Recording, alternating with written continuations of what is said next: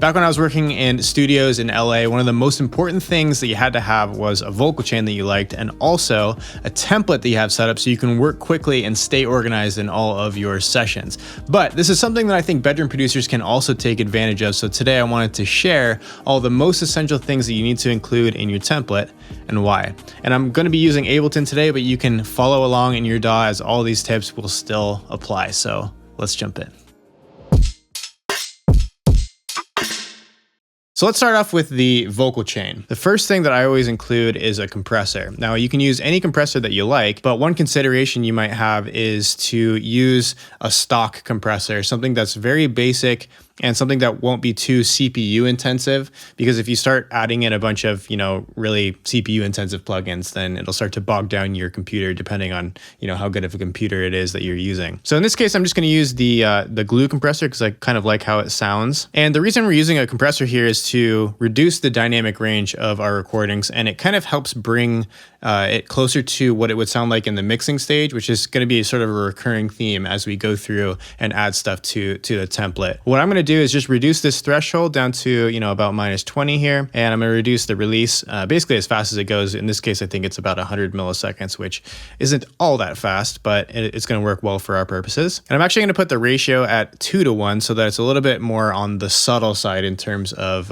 how steep the compression curve is. The next thing that we'll do is I'm just going to press Command G and get it into an audio effect rack so we can save all of the effects that we put on our vocal chain into a vocal chain that we can bring up as a preset. Now I have some vocals here. The last thing you said is on my mind.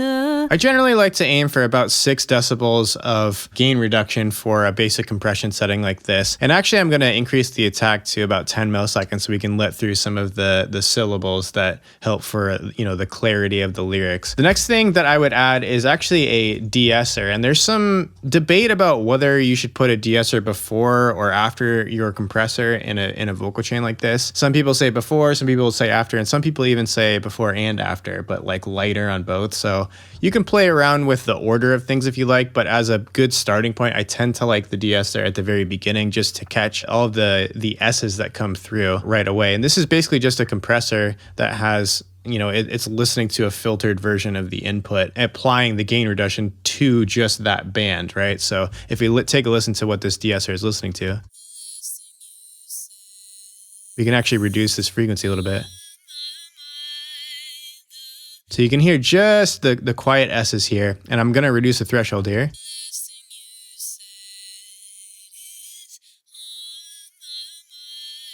Yeah, so somewhere between between 3 and 6 decibels of gain reduction on the S's is a pretty good starting point depending on the source material. Sometimes it's going to be a little bit more sibilant, sometimes a little bit less. And the next thing I'll add is actually just an EQ. And again, I'm going to use a really just a stock EQ, nothing too crazy going on here.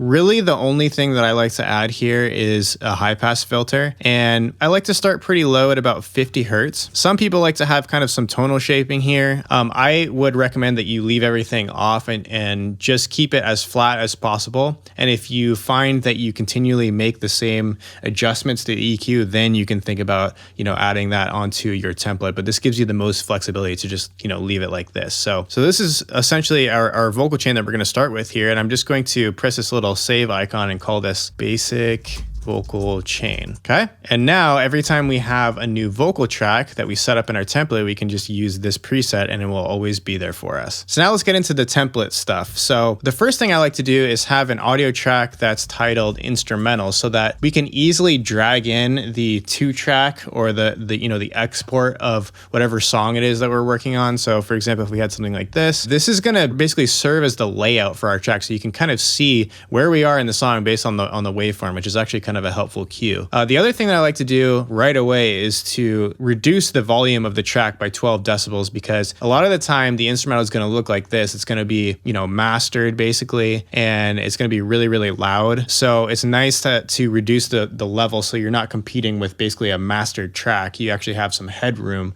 that you can use to record with. The next thing I'll do is I'm just going to make a new audio track, and this is going to be our record track. So I'm just going to call it Rec, R-E-C, and I'm going to color this red. So this is going to serve as the track that we record all the vocals on. no matter what. And there's a system that I'll go over in just a second here. I'm first going to make sure that the input is always set to the correct one that my microphone is plugged into in my interface. That's really important, so you don't have to go through and change that every time. For me, my audio input from my microphone is set to channel 2, so I want to make sure that that's on there in the template every single time I pull it up. Also important is that you don't have it record enabled when you're setting up the template, because sometimes if you have your speakers on, then the mic will feed back into the speakers and it'll be really loud and annoying. So just make sure that you have the record enable off for the template, which will probably save you some ear ringing down the line. So for our record track, we can actually drag our basic vocal chain right onto it. Now the basic system in place here is that what we're going to do is add some new audio tracks, and we're always just going to drag the clips from the record track down to the audio tracks and organize them as we go throughout the session, right? So what that will look like is I'm going to create a new audio track here, and I'm going to call this one lead. Let's call it lead 1, because maybe we want to have more than one lead track. And let's color this blue. And then I'm also going to press Command G and get it into a group. And if you're working in another DAW, you can set up an aux track and accomplish the same thing here. So maybe we'll call this leads, and I'm going to duplicate this. The basic workflow here is that we're going to record everything. So let me just record what I'm saying right now. We're going to record things, and let's say I'm recording the lead for maybe this intro right here. Then we'll stop it, and then we'll just drag it into our lead here. Now, the other thing we need to do is add our basic vocal chain onto our lead tracks here. Let's say we kind of liked this take here. Yeah, we'll record another section towards the end here, and let's say it kind of overlaps a little bit. All we're going to do is just tighten that up, and we're just going to drag it to where it needs to go right here. The nice thing about having more than one lead track is that instead of having all of these clips overlap, what we can do is just move it down onto another lead track and give ourselves some room here where things can overlap a little bit more naturally instead of having to crossfade them right onto the track themselves. The reason that I like to work this way is that one track is always record enabled. You don't have to go through and record enable each individual track that you want to record on. You can always just drag the clip to where you want it to go. The other thing is, in a bigger session, you might have a lot of different tracks happening at the same time.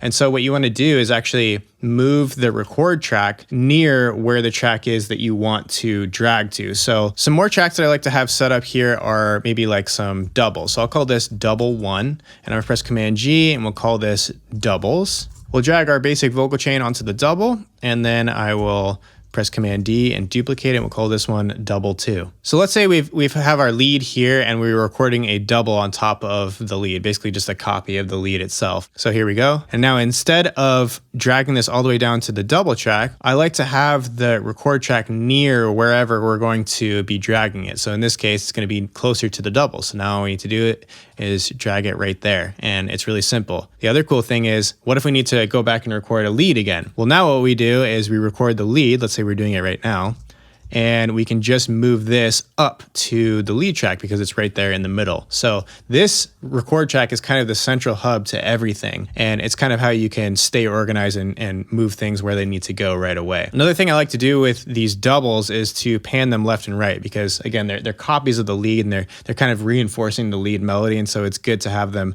panned, because you probably want to do that down the line anyway, so it just saves you some hassle. Another thing I like to do is actually turn down the doubles, because you usually don't want those to be as loud as the leads. And so again, this is all stuff that I've learned from experience, but this is stuff that can save you some time down the line here. Now, another thing that I like to do is I'm actually going to copy this doubles, and I'm going to rename this harms, because this is going to be where all of our harmonizations go. So we've renamed them harm 1 and harm 2. We've got them set to -9, panned already. And so now we've got our harmonization tracks set up as well. And so we can also, apply the same thing with this record track where we, drag our clips to the harmonizations. And if you need more tracks, all you need to do is just highlight both of these tracks, duplicate them, and Bob's your uncle. You have more harmonization tracks available, and you can just rename them, harm 3 and harm 4. However, for the template, I like to keep things really simple. So I'm only going to have a couple of tracks here. The last thing that I like to add is actually just an ad-libs track. And this is kind of a catch-all. So you can put anything on here, but it's really just to have any clips that don't really fit into the leads, doubles, or harmonizations. So it's nice to have this already set up and ready to go. And we'll, of course, add our basic vocal chain onto that one as well. And that's basically it as far as the organization of the tracks goes. Now, lastly, let's add in a few effects that we're probably going to want to have in every session. You know, most times we're going to have some reverb, maybe some delay. And so let's make sure that we have those already set up onto our return tracks or aux tracks if you're working in a different DAW. So I'm just going to press Alt-Option-T here in Ableton to create a return track. And the first one that we're going to do is just some reverb. So I just rename that reverb, and I'm going to choose a reverb called R-verb, which I've been using for many years now. I just like it as a sort of a basic, it's like the Waves basic reverb. And I'm going to select plate because plate is a pretty nice versatile reverb. It's very flexible, pretty clean sounding, and it's just applicable to a lot of different genres. And so I find it's kind of a nice thing to have added there. And I'm just going to set the time to about, you know, a little over 2 seconds is a nice starting point. The other thing I'm going to do, and this is actually a really good tip if you haven't heard this one before, is to add in some EQ before the reverb. So this is all what the reverb is listening to, and we're just going to shape the tone of what it's listening to, because what happens sometimes with reverb is that the lower frequencies and the higher frequencies have a little bit too much of an effect on, you know, how the reverb reacts. What I like to do is add a low pass filter and a high pass filter. The high pass filter can be at about 200 hertz, and the low pass, I think somewhere around 5K is a good starting point. And so the response to the reverb isn't going to be too woofy or too sibilant, depending on the source material. So let's actually take a listen to what this does. I'm going to just use these previous vocals that we had. The last thing you said is on my mind. So if you imagine more raw vocals might sound something like this. The last thing you said is on my mind. The last thing you said. You can hear those S's coming through and some of the lower frequencies. And so it can really clean things up if you just add some EQ before your reverb. Some people actually DS the input of the reverb, but I just tend to like how this sounds. And let's also press Command-Option-T, and we're gonna create a delay now. So the first thing we wanna do is actually increase the dry wet percentage to 100% because we want it to be all the way wet. We don't wanna hear any of the dry signal on our return tracks. Next thing is I'm going to reduce the feedback a little bit here so that it's not so overbearing. The last thing you said. The other thing I'm going to do now is let's just increase this filter here and just focus in, similar to what we did with the EQ on the plate reverb, but in this case we're going to just make sure that every single delay is going through the same filter and it gets kind of darker and darker over time, which is the most natural way that delay can work. The last thing you said is on my mind. So there's our delay, and one thing I like to do with delay is actually use a compressor to really smash the dynamic range of the delays so that they're more audible in the mix. It's just something that I found works nicely over time. So I'm going to increase the ratio to about 3:1 here, and let's see what this sounds like. The last thing you said is on my mind. The last. So it really hangs on a lot longer, which is kind of nice. Let's actually reduce the level of our delay here. Now I'm not going to reduce the send amount because I don't want it to hit the compressor at a smaller level, but I do want the output to be a little bit less. So I just went to -9 here. The last thing you said is on my Just really mind. subtle. One other cool thing that you can try as well is adding a phaser or a flanger to the delayed signals only, just to help kind of smear the stereo image a little bit and increase the clarity of your leads. The last thing you said is on my See how it kind of just, it smears that a little bit. last thing you said is on my mind. Another good thing to do with our returns here is to make another delay, but actually have it be a little bit shorter. So let's do like a quarter note basically. So I'm actually going to copy and paste these settings here onto our new return track, and let's call this quarter delay. And this is really nice because if you want to have the option to go, depending on the tempo that you're working in, if you want to go for a slower delay or a quicker delay, you can just change the send amount. You don't have to sit there and tinker around with the delay plugin in the middle of everything. Okay, so let's change that and let's add in some of that delay here, and last thing you said is on my mind. The last thing you said is on my mind. Now with a quarter note delay, sometimes it's nice to use ping pong mode, so it kind of bounces between the left and right speakers. The last thing you said is on my mind. The last thing I'm going to add here to the master is actually just a limiter. I like to use the L1 for this, but feel free to use any limiter that you like. And all I'm really doing is I'm just going to set the out ceiling to about -0.1. And this is a really nice thing to have on your master, because if you need things to be louder, or you need to check to see what it will sound like when it's actually at more of a mastered level, all you need to do is bring down your threshold and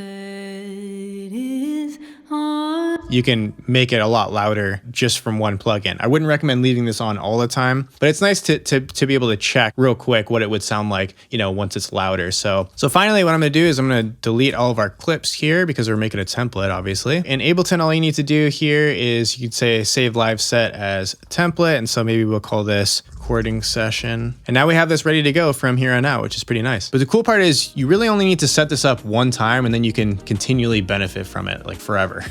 So I hope this helps you out, and let me know if you have any questions about this entire process. I'd be more than happy to answer any questions in the comments down below. And as always, happy music making, and we'll see you in the next video. Take care. Peace.